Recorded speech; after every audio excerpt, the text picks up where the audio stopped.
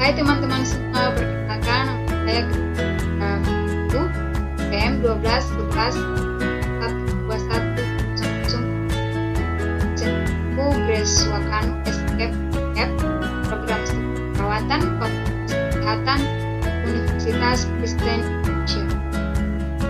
Ini saya akan menjelaskan tentang fisiologi tubuh manusia sistem anatomi sistem kardiovaskuler di sini teman-teman. Definisi sistem kardiovaskuler. Sistem kardiovaskuler adalah kumpulan organ yang bekerja sama untuk melakukan fungsi transportasi dalam tubuh manusia.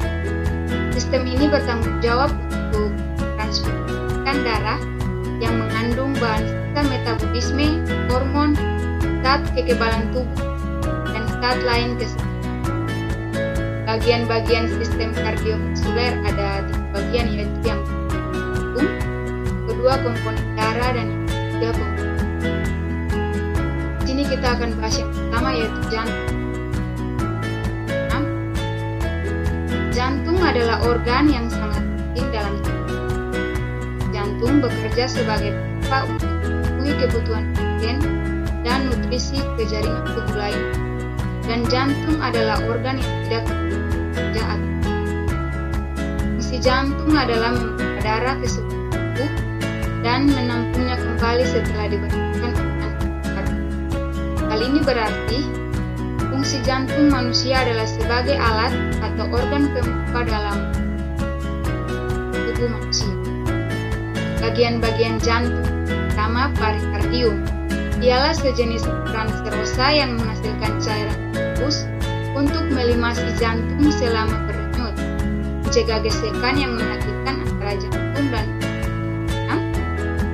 parakardium berada pada bagian jantung, berfungsi sebagai penjaga untuk menahan jantung berada dalam posisi. Yang kedua, serambi atau atrium, merupakan bagian jantung atas yang terdiri dari serambi kanan dan kiri.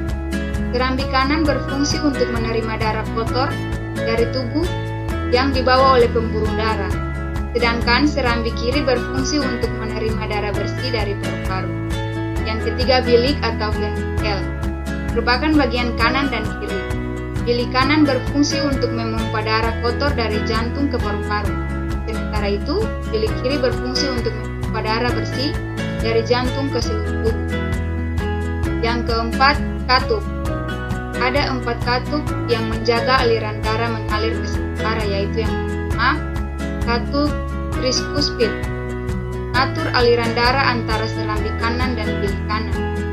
Yang kedua, katup pulmonal, mengatur aliran darah dari bilik kanan ke arteri pulmonalis yang membawa darah ke paru-paru untuk mengambil oksigen. Yang ketiga, katup mitral, mengalirkan darah yang kaya oksigen dari paru-paru mengalir dari serambi kiri ke bilik kiri. Dan yang terakhir, katup aorta, membuka jalan bagi darah yang kaya akan oksigen dari bilik kiri ke aorta atau arteri besar pada tubuh. Berikut gambar katup-katup pada jantung. Anda dapat. Next, ada gambar ruang-ruang pada jantung, lapisan pada jantung. Gangguan penyakit pada jantung. Jenis penyakit yang paling terjadi yaitu yang pertama, penyakit jantung koroner. Terjadi karena adanya penyumbatan pembuluh darah arteri akibat penumpukan kolesterol. Hal ini menyebabkan oksigen tidak mampu mencapai jantung sehingga mengakibatkan fungsi jantung terganggu. Yang kedua, penyakit jantung bawaan. Yang ketiga, endokarditis. Dan yang keempat, aritmia. Yang kedua, komponen darah. Teman-teman dapat dengar. Secara keseluruhan, fungsi darah manusia terdiri atas plasma darah, sel darah merah, sel darah putih, dan trombosit atau darah, merupakan saluran yang dilewati untuk dapat sampai ke seluruh bagian-bagian tubuh untuk menyampaikan darah ke seluruh tubuh. Pembuluh darah memberikan daya tekan pada darah. Hal ini dilakukan sebagai upaya untuk menjalankan darah agar tidak. Jenis-jenis komponen darah yang pertama sel darah merah atau eritrosit. Sel darah merah terkenal berwarna merah pekat, sel yang cukup banyak di dalam darah. Dibandingkan kedua komposisi darah lainnya, yaitu leukosit dan trombosit. Warna darah yang merah pekat salah satunya disebabkan oleh keberadaan hemoglobin, protein yang bertugas mengikat oksigen dalam darah. Selain memberikan warna yang khas, hemoglobin juga bertugas dalam membantu eritrosit membawa oksigen dari paru-paru untuk diedarkan ke seluruh tubuh, serta mengangkut kembali karbon dioksida dari seluruh tubuh ke paru-paru untuk dikeluarkan. Persentase volume darah keseluruhan yang terdiri dari sel darah merah disebut hematokrit. Sel darah merah terbentuk di sumsum tulang belakang dan dikendalikan oleh hormon yang terutama diproduksi oleh ginjal, yaitu eritropoietin. Sel darah merah akan mengalami proses pematangan selama 1 hari di sumsum tulang, baru kemudian dilepaskan ke aliran darah. Yang kedua, sel darah putih atau leukosit. Dibandingkan dengan sel darah merah, sel darah putih memiliki jumlah yang jauh lebih sedikit dalam komposisi. Meski begitu, komponen darah ini mengembang tugas yang tidak main-main, yakni melawan infeksi virus, bakteri, jamur yang memicu perkembangan penyakit. Hal ini karena sel darah putih memproduksi antibodi yang akan membantu memerangi zat asing yang masuk. Normalnya jumlah sel darah putih pada orang dewasa adalah 3.400 sampai 9.600 sel per liter darah yang terdiri atas beberapa jenis. Berikut jenis-jenis sel darah putih yang diproduksi oleh sumsum tulang, lengkap dengan persentase normalnya pada orang dewasa. Neutrofil 50-60%, limfosit 20-40%, monosit 2-9%, eosinofil 1-4%, basofil 0,5-2%. Semuanya memiliki tugas yang sama untuk menjaga sistem kekebalan. Masa hidup sel darah putih pun cukup lama, bisa dalam hitungan hari, bulan, hingga tahun. Yang ketiga, trombosit atau keping darah. Sedikit berbeda dengan sel darah putih dan merah, trombosit sebenarnya bukanlah sel. Trombosit atau kadang disebut juga keping darah adalah sebuah fragmen sel berukuran kecil. Komponen darah yang satu juga disebut sebagai keping darah. Trombosit memiliki peran penting dalam proses pembentukan darah atau koagulasi saat tubuh terluka.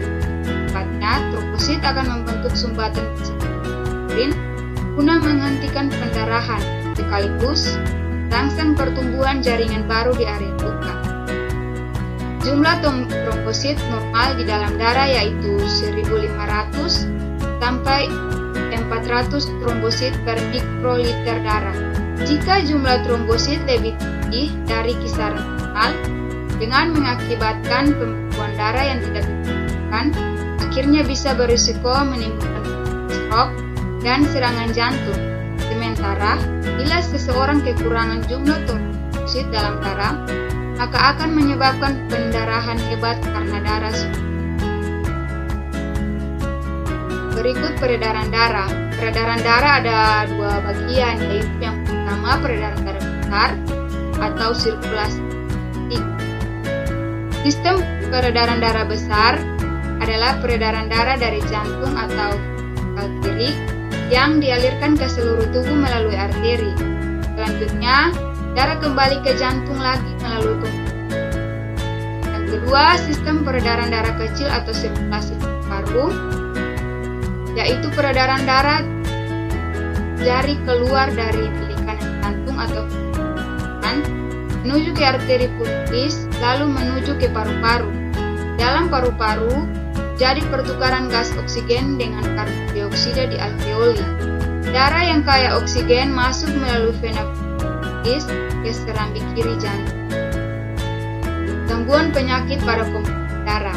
Pertama anemia, yang kedua anemia aplastik, ketiga anemia sel sabit, keempat polistemia, kelima leukemia, dan terakhir multiple Ketiga, pembuluh darah. Pembuluh darah merupakan bagian dari sistem sirkulasi tubuh manusia. Fungsinya adalah untuk mengirimkan darah dari tubuh ke seluruh. Jenis-jenis pembuluh darah ada 3 jenis. Pertama, pembuluh darah arteri atau nadi. Ada beberapa macam pembuluh nadi di dalam tubuh untuk mengirimkan. Pertama disebut dengan aorta, letak dari arteri dan bercabang-cabang pada tubuh untuk membawa darah di oksigen ke seluruh tubuh. Yang kedua, pembuluh darah vena. Balik, pembuluh darah vena yang paling besar dikenal dengan nama vena cava dan memiliki 2 jenis, yakni vena cava superior dan vena cava inferior. Vena cava superior terdapat di atrium kanan dan berfungsi membawa darah kaya oksida dari tubuh.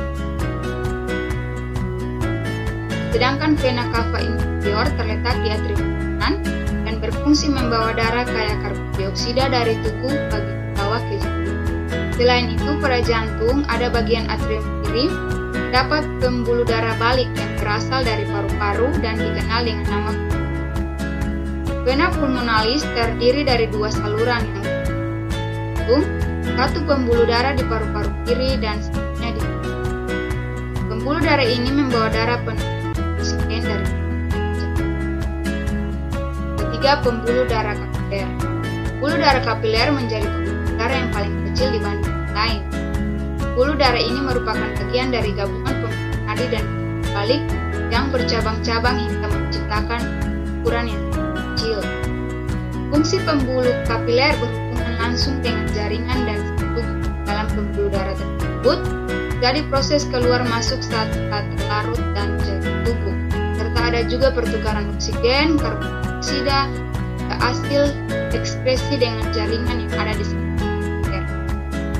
Sementara itu, peredaran darah manusia dibagi menjadi 2 jenis, yakni peredaran darah kecil dan besar. Sistem peredaran darah kecil merupakan paru tubuh, sedangkan sistem peredaran darah besar yang berada dari tubuh dan kembali lagi. Gangguan penyakit pada pembuluh darah, yaitu salah satu gangguan pada darah paling tadi adalah tinggi, yang kedua aterosklerosis, serangan jantung, trombosis vena dalam, Pustaka, Kois Irianto 2014, Anatomi Beta Bandung.